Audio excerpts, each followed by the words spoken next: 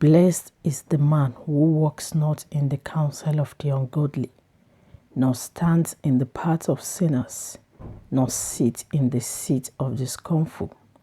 But his delight is in the law of the Lord, and in his law he meditates day and night.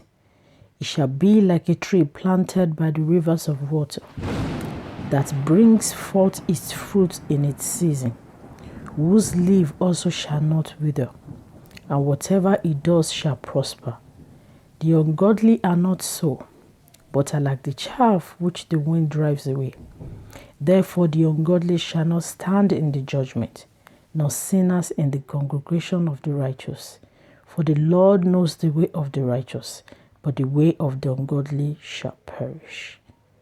Amen.